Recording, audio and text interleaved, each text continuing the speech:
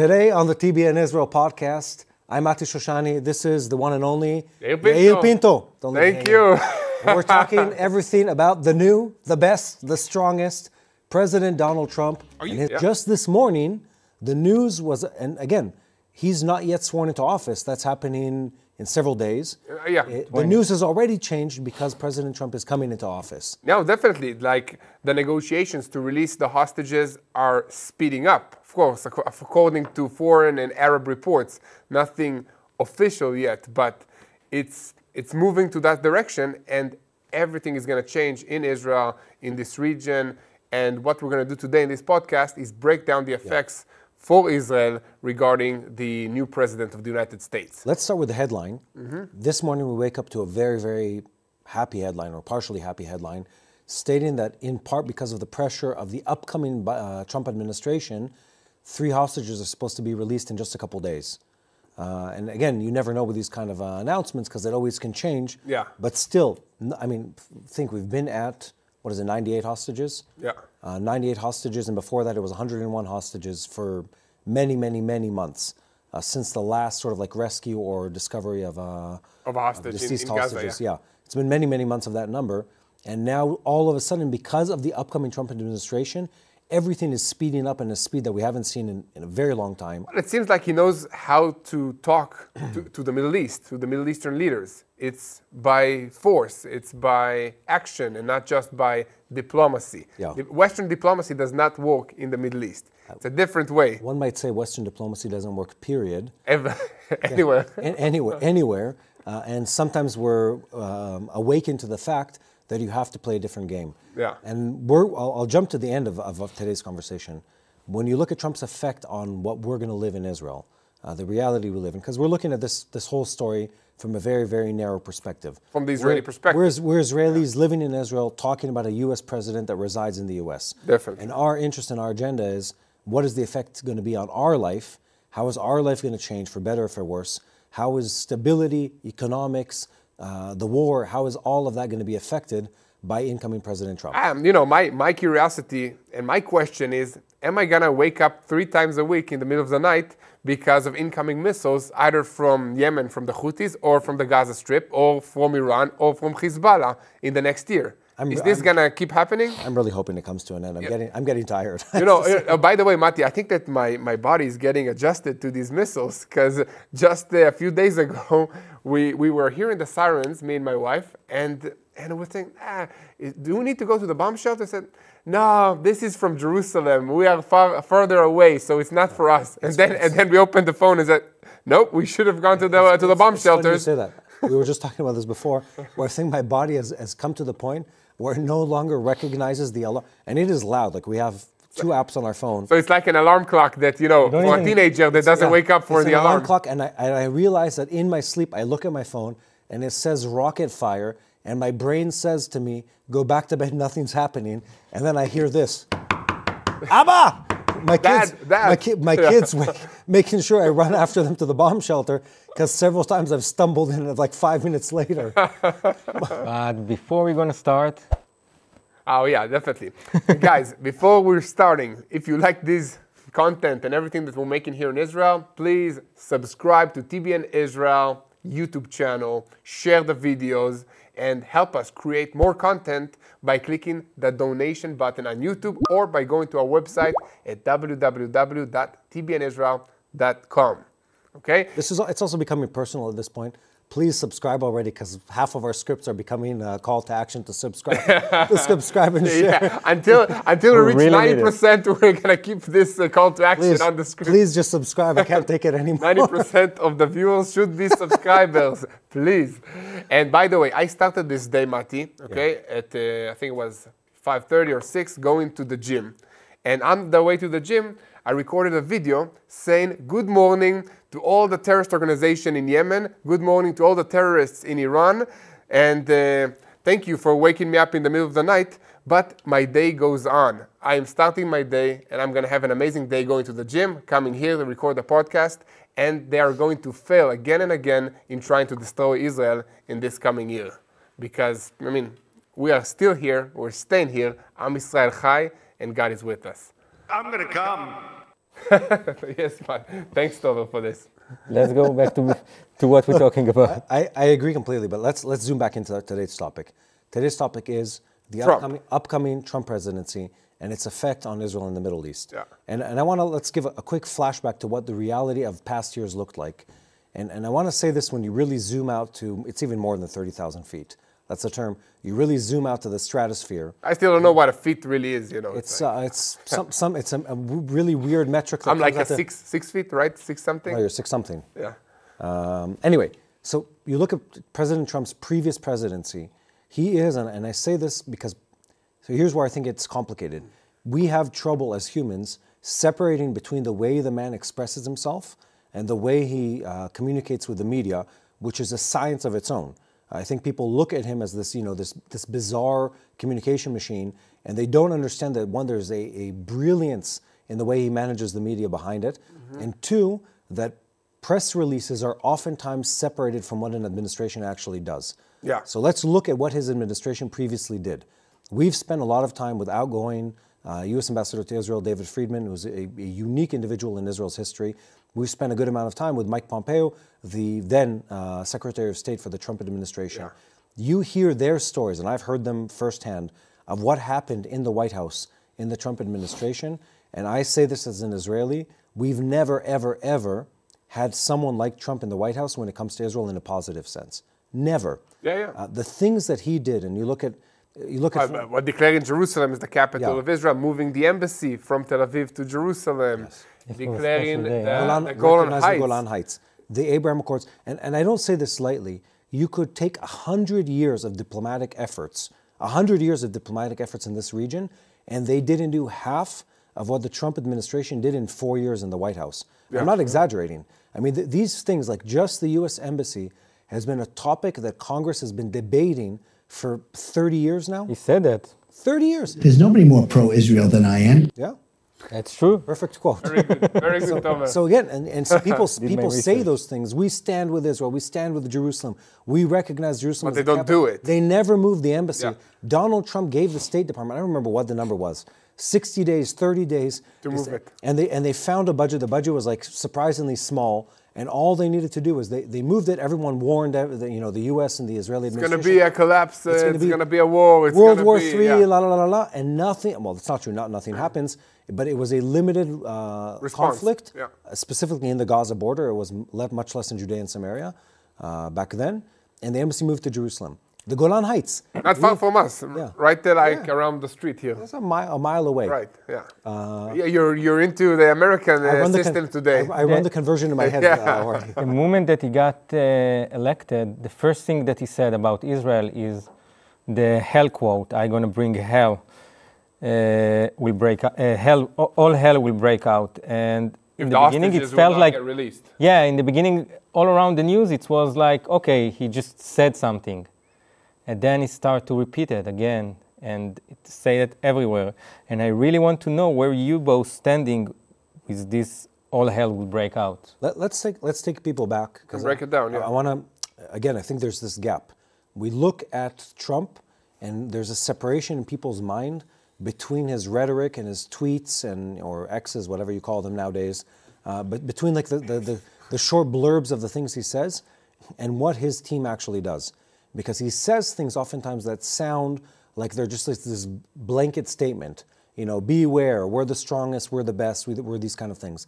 And then you look behind the words of what he says, and you oftentimes find and again, I don't know the man personally, so you can only imagine that it is intentional. Yeah. You find a philosophy that is clever on the negotiation side of things, that it's clever on stating your goal in a negotiation and setting the game. And setting the date. Yeah, and setting the date for what's going to happen, and forcing a conversation on the other side that they're afraid of. We talked about this when the elections happened. The day the U.S. elections were finalized, that very day, was that back in mid-November? End of November. The day it became final, you had the Houthis, the Iranians, and Hezbollah backpedaling furiously in fear of U.S. retaliation. Yeah, we signed an agreement, a ceasefire agreement with Lebanon.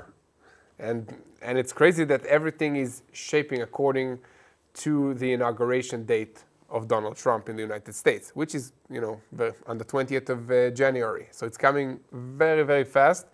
And regarding this, the quote, all hell will be loosed against Hamas in the Gaza Strip.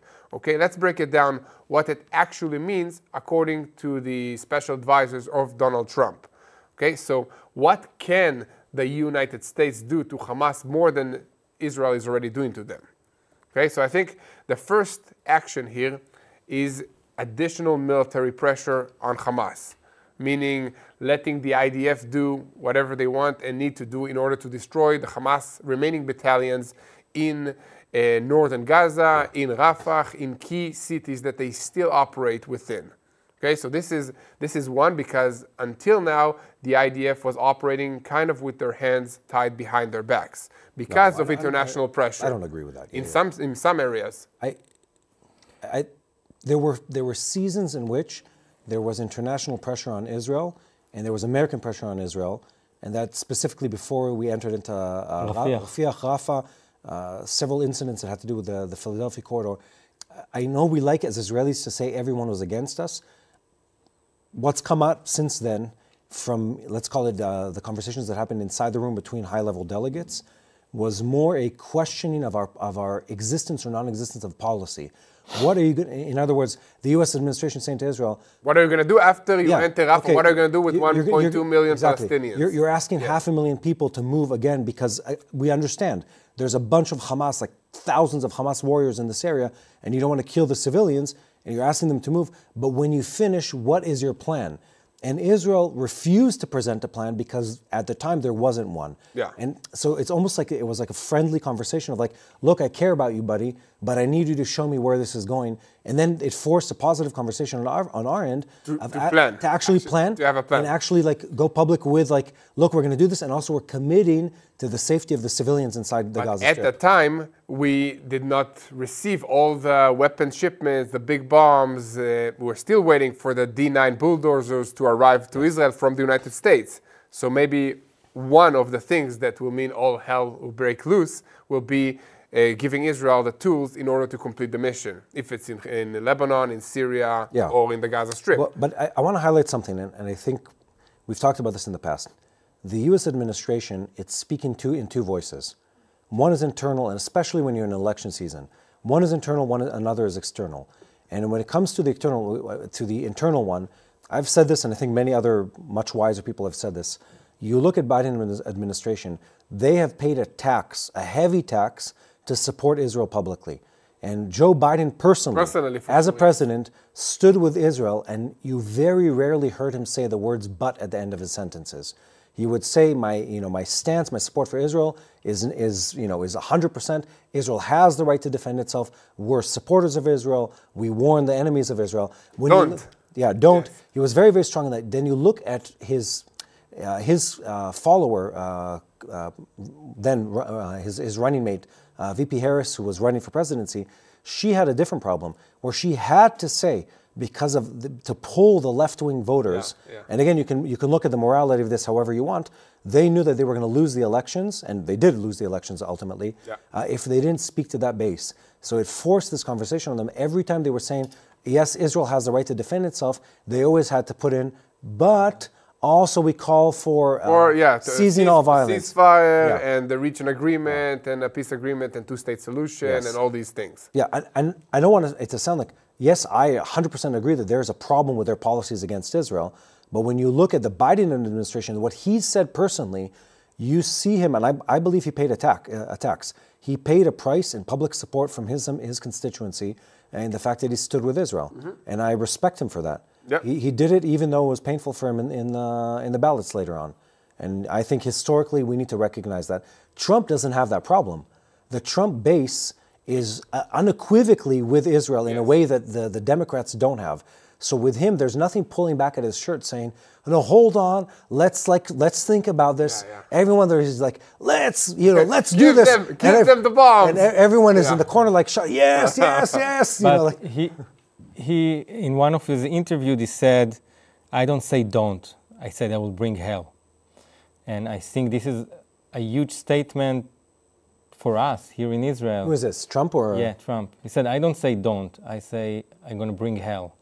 Yeah. To the Middle East. He didn't talk just about Hamas. It's a different mentality, meaning he doesn't tell the other side to stop. He is doing something proactive in order to stop the other side. So He's a great negotiator. And let's talk what he can do. Okay, so we talked about the military assistance to Israel and the ability to let the IDF do more than what it's doing. And then the second thing that push he Hamas can affect is to touch the humanitarian aid shipments that go into the Gaza Strip.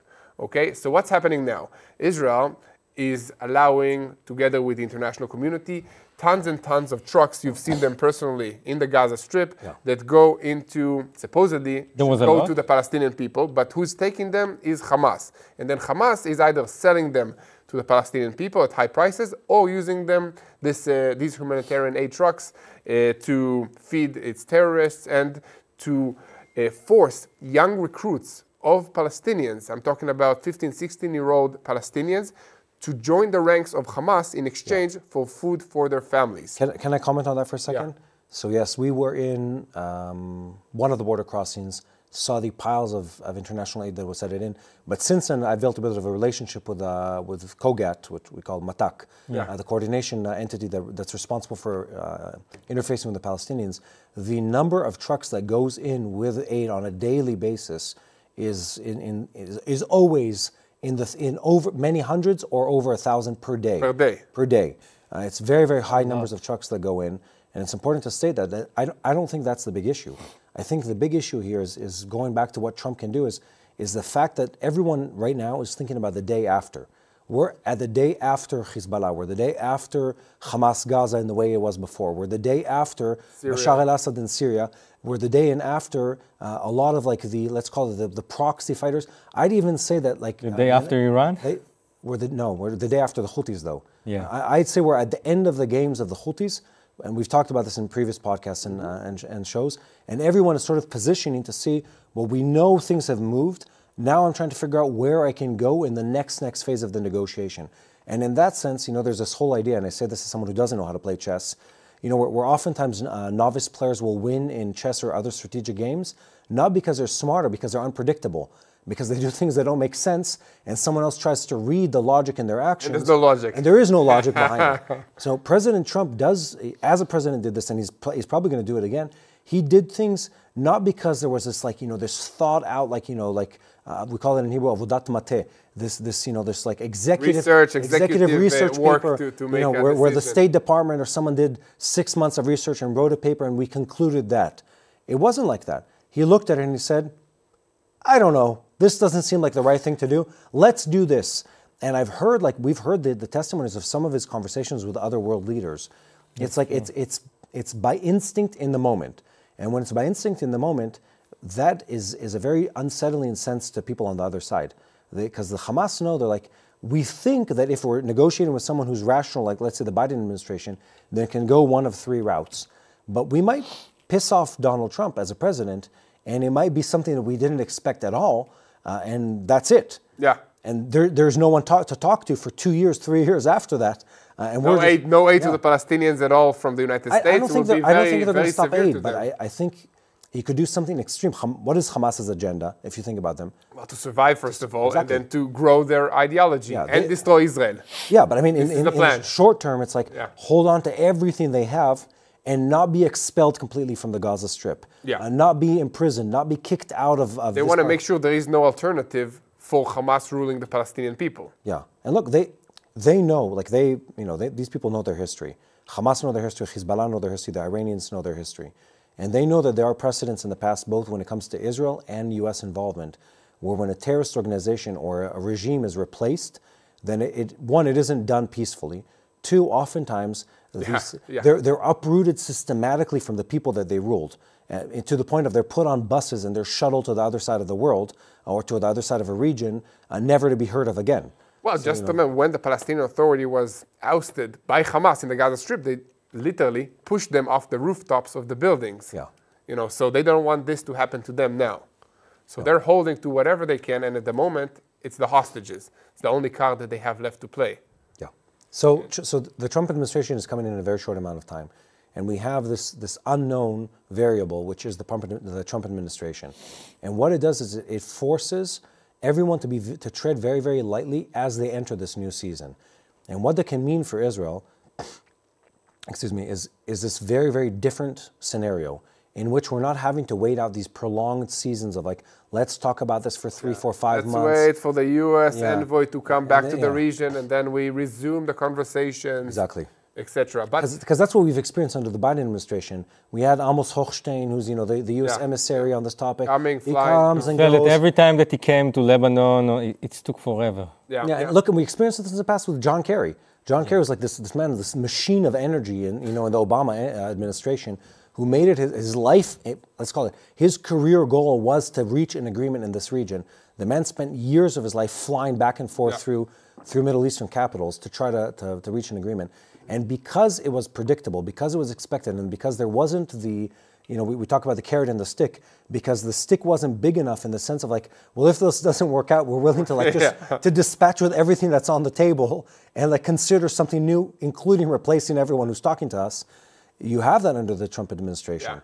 So for Israel, as long as things don't go really sideways between Netanyahu and our government and which can happen also. I mean, it goes both ways. It can happen to a limited degree, though. If Trump doesn't get what he wants, which is a deal, which is a ceasefire, which is ending all the wars within, I don't know, a few months or something like that, it can backfire against Israel as well. And Israel can also be forced into a deal that is not necessarily good for us, just to make the U.S. administration happy. You want to talk which deal is on the table right now? Yeah, we can get to that in a second. But you're saying that we're assuming that we know what best deal is for us, what the best deal is for us. Yes. And we don't necessarily know. Well, what we learned is that we know better than anybody else how to defend ourselves. This is what we learned in the past year and a half. I would say that, and you can if you want to make some let's call it bold statements, then we know we have to protect ourselves. There's nobody more pro-Israel than I am. Yeah, he's right. That's true. If you said so. If you want to make exclamation mark statements, so yes, you could say that we know that we have to protect ourselves, but we know something else too, that we're really good at starting wars, we're not always good at ending them. And that's the hardest part about a war is how do you end it on the best terms for you. Most countries fail at that point, not in the early point of engaging in the war. And on top of that, we know that we cannot win and survive in this region alone, especially without the United States. So we have to play the game. And this is the situation. Yeah, that's where we are. I'm curious, Matti, about, do you think that the United States, because, okay, let me back it up a bit. The major issue about the humanitarian aid shipments being sent into the Gaza Strip is that nobody is monitoring that this food, these shipments are actually reaching the people. And do you think that the Trump administration will send boots on the ground into the Gaza Strip in order to monitor the aid shipment and make sure that they reach the Palestinian people? There's nobody. You are fake news. Thanks for that. Thank you for distracting. Vote of confidence. I don't That's think a good question. I don't think so. I don't think the American public is ready for a official military campaign or a new official military campaign. The question is Iran. I don't think it's Gaza, it's Hamas. And if we talk about military activity, the big question is Trump administration and Iran. So that's a different question. I want to say this. We ask a binary question. Yes, boots on the ground, no boots on the ground. We forget that historically, the American defense forces have a really, really, really wide gray area where they never actually officially send anyone anywhere, and yet you find U.S. forces in U.S. Syria forces in every point across the globe, and including in places where you've never heard about them in the past. We see them in restaurant in Israel sometimes. Well, Israel, we have according to foreign press. Yeah. And anyway, but all this to say is they don't have to declare we're going into the Gaza Strip to distribute goods. To go into the Gaza Strip. Exactly. For there to be special forces and observers and military contractors. But they can do it also with third parties. And exactly. People that are hired, security companies that are hired to make sure that quasi-government, quasi-military, quasi-mercenary organizations, and such organizations do exist and do operate around the world. And again, we like to say about the conflicts in our region, this is the worst of the worst. It's like absolutely not true. There are conflicts around the world that are far more violent, far more volatile, far more dangerous when it comes to the level of munitions that are involved in it, and other countries find resolutions to those problems. There are solutions, and it requires a desire from the sides to think creatively and to be willing to contemplate those solutions. Yeah. So let's talk about this agreement that's on the table, because again, we've talked about this repeatedly. The big thing for Israel is we're not stopping this battle, and I don't want to say this, people forget around the world, we're bleeding on a daily basis.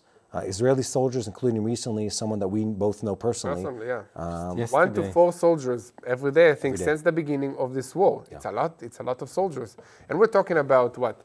People between the age of 18 to it's to a little 40. 30.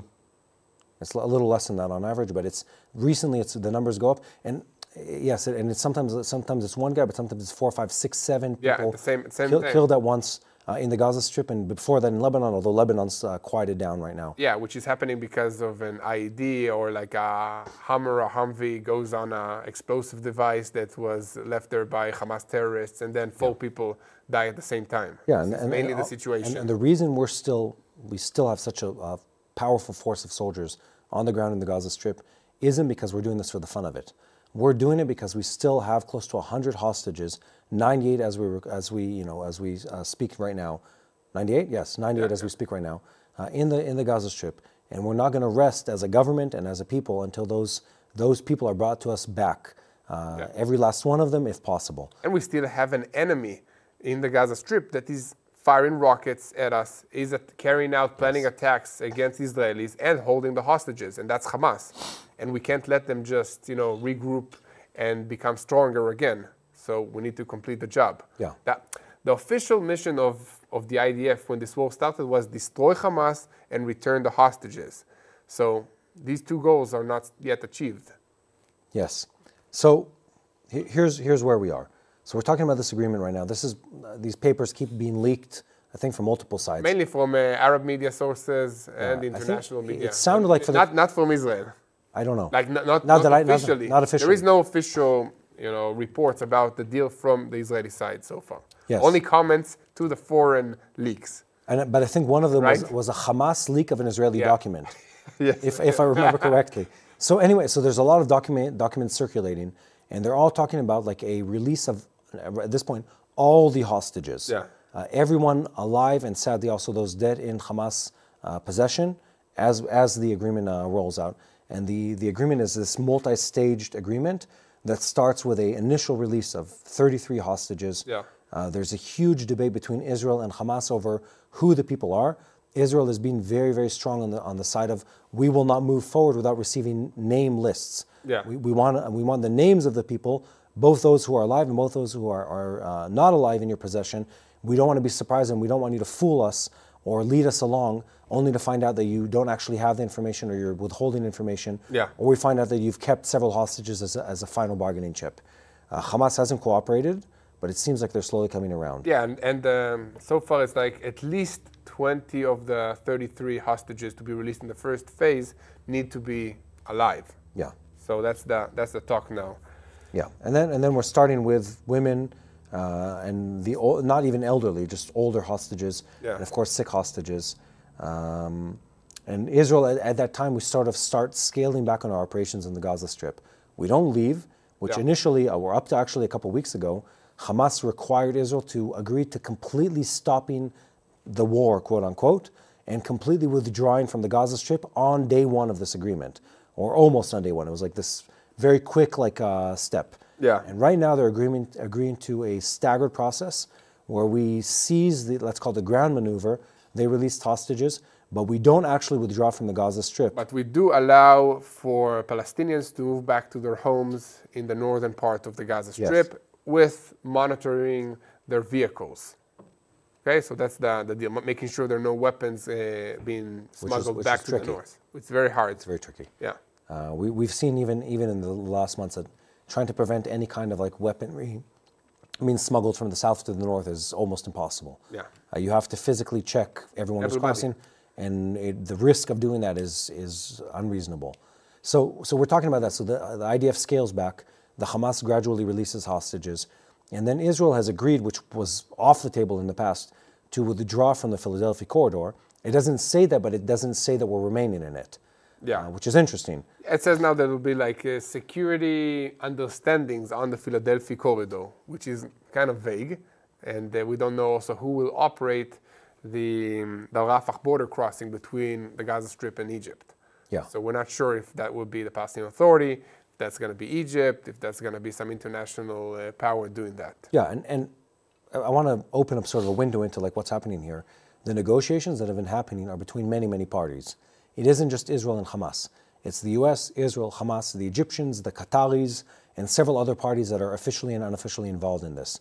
So many people are involved, and I expect that some of the solutions that are going to take place are going to be solutions that involve multiple different parties. Yeah. Not just Israel and Hamas, but international forces, international aid, and several other things that will come and help with that. Listen, the hard part about this agreement is that Israel will need to release some 1,500 convicted terrorists that carry attacks or other criminal acts against Israelis from Israeli prisons. Yeah. And, you know, we've been there before. I mean, Yahya Sinwar was released in a prisoner exchange deal of Gilad Shalit. And look what he did in this past year. So we're talking about releasing murderers back to the Palestinian side of the Gaza Strip. Or there are talk about a third-party country, which might also complicate this deal because I don't know which country would accept them. Well, there are a few. Maybe Turkey, Qatar. I think that is solvable, that part of it. But all that to say is you see suddenly things moving very, very quickly when it comes to the agreement. And not only Hamas is moving quickly, also Israel is moving quickly, and the Iranians are moving quickly. Mm-hmm. And I always say this with the utmost respect to the Iranian people. When it comes to understanding the art of negotiation, they're really good. Yeah, they play the long game, and they're clever about it. So on the one side, they say, look, my friend, we're done with the violence, we're willing to negotiate. And at the other end of the conversation, they accidentally release video footage of their new nuclear manufacturing underground city. The Iranian missile city. It's like a city within a mountain that has drones, rockets. I mean, I wish I could show you some footage. I think I have some. I think we can. Tomer? I do have some. Let's see. We have the technology. Let's see this one. This is the new ballistic missile. That's the new repair system, defense system. مخابره می شود. سردار حسین سلامی فرمانده وقت نیروی هوافضای سپاه. ופה בהמשך. Very dramatic music. They always these scary bunkers. No, listen, the future is underground tunnels. And by the way, if you guys remember, Mati is also from a Persian descent, so he should understand what they're saying. Don't understand a single word. It's too many generations removed, sadly. Look at the amount of money these people put into this. So when they continue, they're showing the new suicide drones. You know what I'm always imagining when I see this? That while they were working on the script for this, they're referencing, we do this, you look at a different project, you're referencing style guides and stuff like that. They're comparing notes with other dictators in the world. Yeah. Look, Ahmed, look what the North Koreans are doing. You see how, let's salute when we enter. Thousands of people saluting, let's do the same thing. And then the North Koreans, they look at someone else. Look at what Putin did. That's beautiful. Amazing. Brilliant use of missiles. I should go on a horse without a shirt. Yeah. Brilliant use of missiles as a background for your video. Yeah. Look at that, the way they touched in the music while he was saluting each other. You look at it because the style just like it mimics each other in their style guides. They're always marching with this very funny look, and it's this fat elderly guy, but he's wearing a uniform with all the badges and stuff like that. Listen, but it works. It makes an effect. They look serious. I mean, they are serious. Look, are we talking about the Iranian shipment of drones to the Kurds? Talking about, Trump is about to get into office and Iran is making moves. They are releasing this video showing strength. They are making a deal of selling 1,000 suicide drones to the Kurds in Syria. So they are making... There's nobody that understands the horror of nuclear better than me. I think he have a bigger bunker. Who does?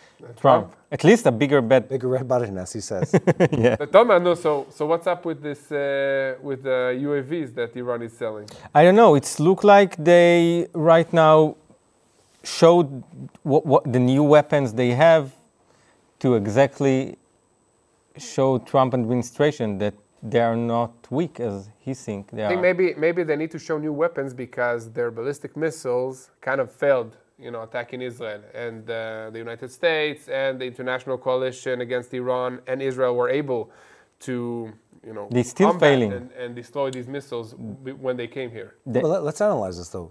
So who is this video addressed to? It's two different entities. To the Iranian people. One is internal and one is external. Definitely. To the internal one is like, look, guys, your taxpayer money is put to good use. Look at these amazing projects we built, all the missiles, all the bunkers, all the polished soldiers and stuff like that. And then externally, they're saying, you want to go into a negotiation? No problem. We're willing to negotiate. Here's what we have on the table. From a position of strength. Exactly. Yeah. And they're presenting to the West and to the US and to Israel too, look at everything we have. You thought we're weakened, you thought you hurt our arsenal, you thought the sanctions are killing our economy. Well, think again, because here's everything we have. And everything they have is quite impressive, I have to say. Considering they've had sanctions against them since the late 70s, they've built a missile industry and they've built a the engines for the rockets and the guidance systems. They've done a lot considering the fact they can't buy chips in the open market. They can't buy... Steal them from China right now. They have blackouts in the country. Their roads are terrible. The economic situation is very bad. But they still are able to create this massive military. And if Trump administration is coming back, the sanctions, the hard sanction that was in Trump 01 administration will come back immediately. You're talking about the maximum pressure campaign against Iran 2.0 now. Yeah. We'll see. So let's. The big elephant in the room is the Iranians. That's everything that has to do with U.S. Policy in the Middle East. Behind everything that is relevant right now, on the bad side, and I want to say this openly, are the Iranians. And then let's call it on the forces of, I guess I'll say the word good, are many other countries that are the enemies of the Iranians. And the U.S. administration has a chance to rekindle what was sort of put to sleep when this war started, which was bringing back the next phase of the Abraham Accords, which had the Saudis in a normalization agreement with Israel and with other Western countries, and sort of creating an alliance against the Iranians. The Saudis are deeply interested in that because they want to weaken the Iranians. And we talk about this all the time. The biggest victims of Iranian violence are, first of all, other Muslim countries. And the Iranian people. Yeah, of course. The people that suffer the most from the Iranian regime are the Iranian people, and then the Yemenite people, and then the Saudi people. And then the Lebanese people, and then the Syrian people. And the people of Gaza. I'm super curious to see, okay, so now we've seen in this region that there is a coalition against Iran. Okay, before that, Iran had this ring of fire around Israel, but it's crumbling. And now there's a chance for a coalition that will be united economically and militarily against the effects of the Islamic Revolutionary Guards Corps. And I'm very interested to see what will happen with Syria. Is Syria gonna become a partner of this new Abraham Accords with Saudi Arabia, with Israel, with Jordan, and with the future of Lebanon? Imagine that.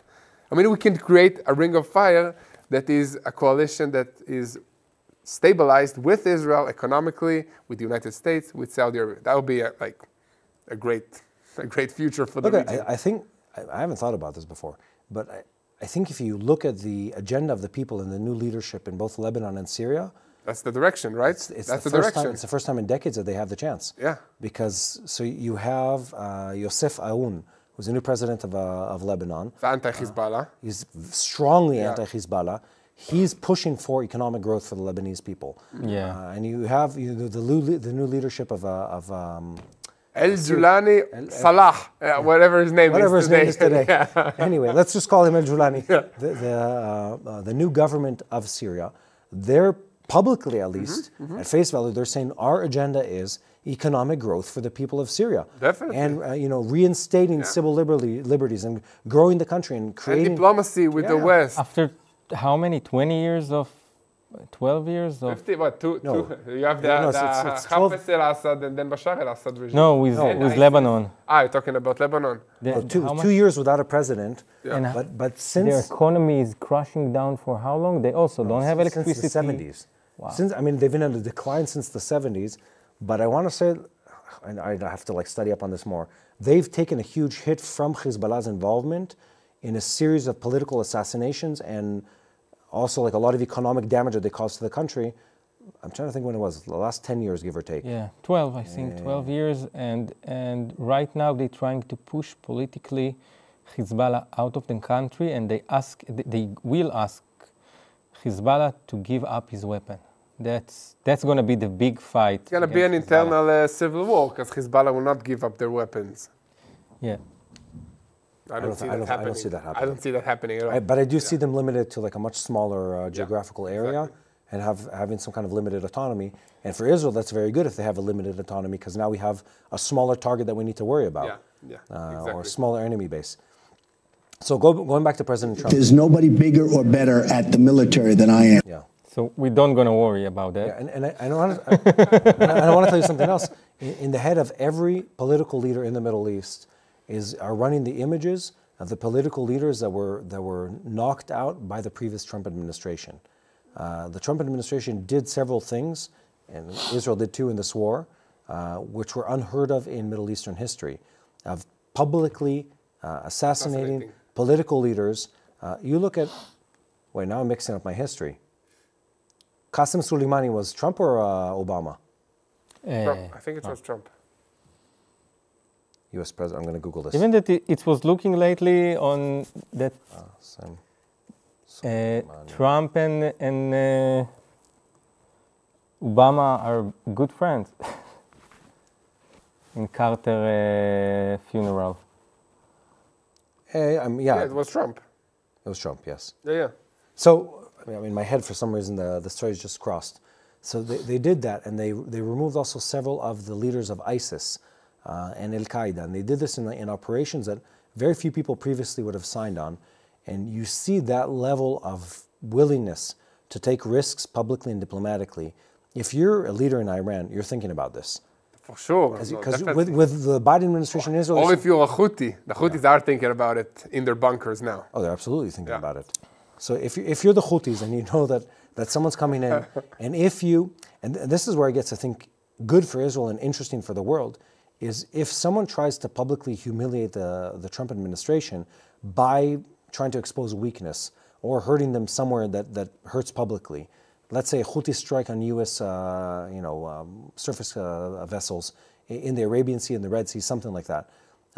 They now know that the administration will respond much stronger than the previous administration did. Yeah, because it has to make a point that it's stronger than the former administration. Exactly. It's like, and the Iranians too. The Iranians, and let's frame this conversation, in recent weeks, the Iranians have been, because the Houthis are unable to now, they've been firing or sending drones to attack U.S. Navy vessels, off the shores of Iran or in the vicinity of Iran. They've done so several times.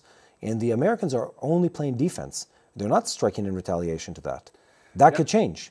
I think that will change because, Trump needs to prove that he's stronger, more aggressive than the former administration, and that he is to be feared by the other sides. So he has to prove it. He is.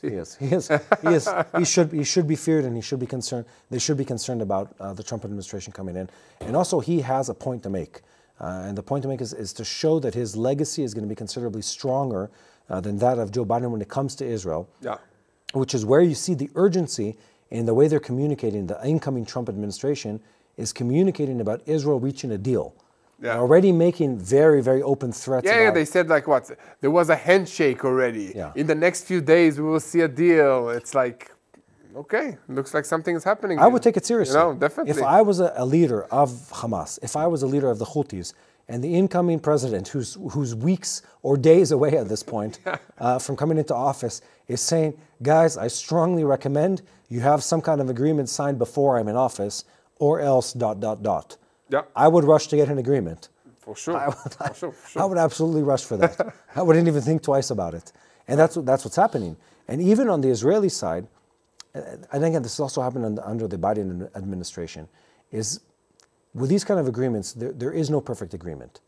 There is no day and there is no time where everyone says, we got what we wanted, let's move on. That never happens. Well, that's usually a deal. Both sides need to be kind of happy, kind of not happy. Yeah. But that's making negotiations. Especially for the Israeli side, we're in a position right now, we're in a position of power where we've been on a tactical level, we've been victorious over our enemies. And so we're not in a place where we're going to say, okay, let's give up on the assets that we've held on to, let's give up on achievements that we've made. So it's very hard to persuade a government that's on a winning streak, hey, give up on a bunch of what you've gained to go to this agreement. So there's always going to be someone who says, no, let's be more hawkish and let's get more out of this deal. Well, we already hear it. Yeah. We have the right-wing coalition partners of Netanyahu saying that let's not give any part of the Gaza Strip back. Let's take all of Gaza back to Israel. Let's bring Gush Katif. Let's build new settlements within the Gaza Strip. But that doesn't look like, this is where the government will end up in. But it's like Smotrich, Ben Gvir, the ultra right-wing coalition parties of Netanyahu in this government. Yes. So it will be interesting to see, because they're also saying that this deal is very, very bad for Israel. And publicly they're saying it. So I wonder if that will also, put pressure on Netanyahu and on the government, and we'll see how he'll be able to maneuver it. Sometimes you need the external pressure. I know this even personally, unless you have a deadline. Yeah, it's very hard to do stuff. And look, and especially when it's something that affects years of your future, it's very hard to make a conclusive decision. Yeah. It's so difficult to do that. So sometimes, I don't know if it's all positive, but it's definitely not all negative to have someone that says, guys, look, I know you've had this dispute. We've been talking about it for years. You got until the 20th of January. Let's look at our calendars. 30 days, we're done. And like, no, it's impossible. Look, no. 30 days, we're done. And then you're done. And then you get it done somehow, right? Yeah. It's crazy how it does. Finish something. This is a good time, I think, to pause and to remind our viewers and ourselves. I just did my annual blood work yesterday. You're healthy? I'm very healthy. Very, very happy, Matti. Thank God for that. And part of that health regimen that I carry, and you do too, is we take a food supplement it's not a medical. We take a supplement called Vinia. Yeah. I take it every day, sometimes several times a day. Especially depending how many hours you slept in the night Depending before. how many hours I have to talk to you. Yeah, and what it does basically, Matti, is that it boosts up the blood flow to the brain, to the heart, to all the systems in our body, and gives us energy. Yes. Hey, I've been using it also throughout the war when I didn't sleep much, and it really helped me, to be energetic and focused in the day. Yes. So, and we have for our viewers a specific opportunity where they get 10% off. I'm correct in saying this, right? 10% off on every purchase from Vinia when they use our link that appears at the bottom of the screen. Plus, there's a number on the screen that they can call toll-free from within the U.S. to get this this supplement. And I want to say this, as we don't recommend this lightly. And I wouldn't recommend something like that I don't use on a regular basis. We've been to the sciences. Yeah. We've been talking, in the R&D departments. We've seen how it works. It's here in Israel. It's an Israeli company. Yeah, it's an Israeli company with very, very, very exhaustive science behind it, with all the accolades that you need to push something like this into the market, and it works. Yeah. The science behind it is very, very solid. It's all the good that's in red wine, without the sugar and without the alcohol. Yeah. That's and if you've done the research on what that does to your vascular system, it's absolutely amazing. Look at Matti. He looks 10 times stronger than when we started the podcast a year ago. I wish. Thank you, Yair. And by the way, the website is www.vinyatbnisrael.com. Okay? The number I don't remember, but it's here on the screen. Anyway, so... Ding, ding, ding, ding, ding, ding. Boom. Okay. Missile launch. Pshin, boom. Is that actually a recording of that? Yeah, he said he watched the Iron Dome working, and then he saying how the Iron Dome... Sometimes reality is better than AI. It's amazing. Kind of thing. Look. Ding, ding, ding, ding, ding, ding. Boom. Okay. Missile launch. Pshin, boom. So what the future hold? Future, okay. Well, I have to say this. It's some of our enemies dying, as President Trump says it, like a dog. I hope that's in the future for some of our Bad enemies, arch yeah, enemies of the state of Israel. And if not, I hope that they remember that that's on the table so we can live a more peaceful life in this country. And I'm getting tired of waking up in the middle of the night from Houthi rockets. Yeah, it's getting annoying, definitely. And I think, I'm optimistic. I think that we have a chance for a regional coalition that will boost the economic situation of all the people, the actual people in Syria, in Lebanon, in Yemen, in Saudi Arabia, and in Israel after a year of war. And I'm excited to have a little bit of a quieter time. I'm not fooling myself. I don't think that we won't need the IDF in the near future and in the coming years. We'll still need to have boots on the ground in Syria. I think that also in Lebanon for the next foreseeable future, and definitely in the Gaza Strip and in Judea and Samaria. But I think that moving from a full-scale war into some kind of an agreement or security agreement and thinking about the future, about what's happening in the Gaza Strip, who's going to manage these 2 million Palestinians there. I mean, these things are on the table, but I think that we're going to make progress in the coming year. I hope so. And my sense is that the good is going to be much better than it was in the past. We have the opportunity now with the upcoming Trump administration to dramatically change in a positive sense the balance of powers in the Middle East between the Saudis, Israel, the UAE, many others, and even Iran could possibly change in a dramatic sense.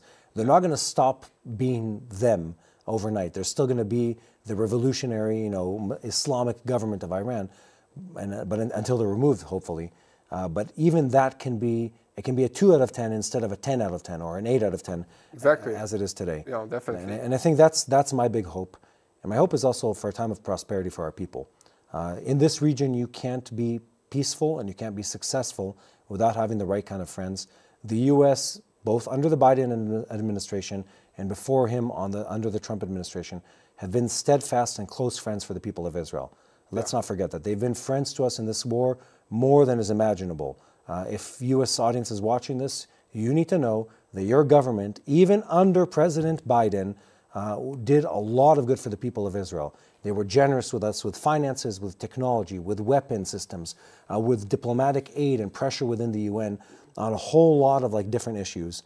And it meant a lot. Yeah. It meant a lot to the people of Israel, and I expect that that's just going to grow under the Trump administration. Yeah. And guys, I want to give you 3 to 4, maybe 5 points to pray for now, to pray for the peace of Jerusalem. This is why we do all these videos here. We share the truth of what's happening by Israelis from Israel, from Jerusalem, so that you can pray for the situation, because we believe this is a spiritual war. And how we battle a spiritual war? We pray. Okay? So a few prayer topics. I would start with number 1, which is, high in my heart, is the release of the hostages. Let's pray for all the hostages to be returned to Israel, to their families. Okay? Number 2, I think let's pray for the terror attacks against Israel, if it's from the Gaza Strip or from the Houthis in Yemen or from Iran, to cease. We want to sleep full nights without being rushed into bomb shelters. Number 3, Mati? Stabilize this region. Yeah, okay. Stabilize the region. Stabilize the region. Stabilize the region, stabilize the situation around Israel. Our economic, and it's not about money in life, but the country lives off a budget. Yeah, we need money to buy exactly. food. We need our borders to be open. We need to be able to trade. We need to be able to have people fly into this country. We're waiting on people to come and visit us again in this country. It's been lonely without all our international friends Definitely.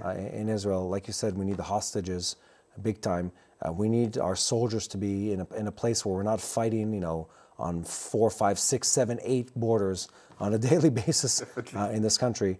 And we need to scale back on the level of this conflict in this region. And I'll put all of that in the headline of peace in our lifetime. I've seen some kind of new agreement bartered.